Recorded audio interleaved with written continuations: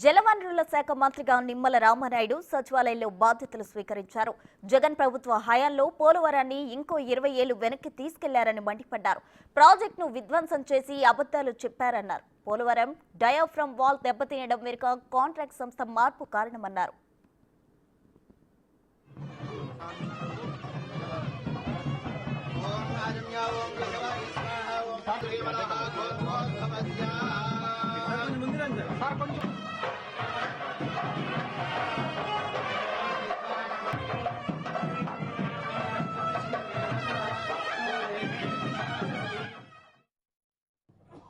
పదవి బాధ్యతలు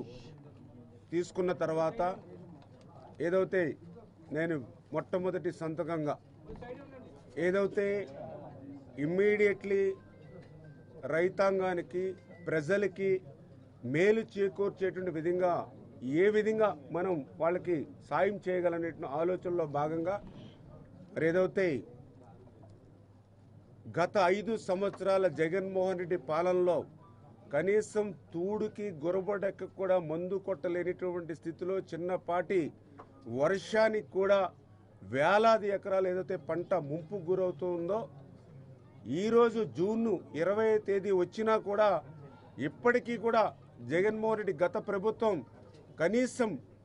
మరి ఎస్టిమేషన్ వేయడం కానీ టెండర్లు పిలవడం కానీ వర్క్ ఆర్డర్లు కూడా అంటే సీజన్ దాటిపోయినా కూడా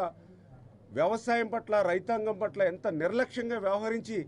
ఈ ఖరీఫ్ సీజన్ కూడా పంట ముంచేసేటువంటి విధంగా గత ప్రభుత్వం ఏదైతే పనిచేసిందో దాన్ని ఇమ్మీడియట్లీ అయినా కొంత మేర కరెక్ట్ చేయాలనే ఉద్దేశంతో ఇమ్మీడియట్లీ ఏదైతే ఆ డ్రైన్స్లో కానీ కెనాల్స్లో కానీ ఎక్కడైతే ఆ యొక్క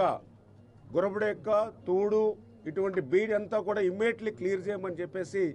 ఒక ఇన్స్ట్రక్షను. అదేవిధంగా మరి ఏదైతే గత 4-5 సంవత్సరాల జగన్మోహన్ రెడ్డి పాలనలో చూసాం ఎక్కడ కూడా లాకులు కానీ షట్టర్స్ కానీ మరామతుల మాట నుంచి కనీసం గ్రీజ్ పెట్టలేనిటువంటి మెయింటెనెన్స్ కూడా చేయలేనిటువంటి దుస్థితిలో ఈవేళ ఈ ప్రభుత్వం ఏదైతే జగన్మోహన్ రెడ్డి ప్రభుత్వం ఏదైతే ఉందో మరి దాన్ని కొంతమేరైనా కరెక్ట్ చేయాలనే ఉద్దేశంతో, ఎందుకంటే ఆ లాకులు కానీ ఆ యొక్క షట్టర్స్ కానీ ఇన్ టైంలో పనిచేయకపోవడంతో వాటర్ మళ్ళీ ఎదురు కూడా పొలాలు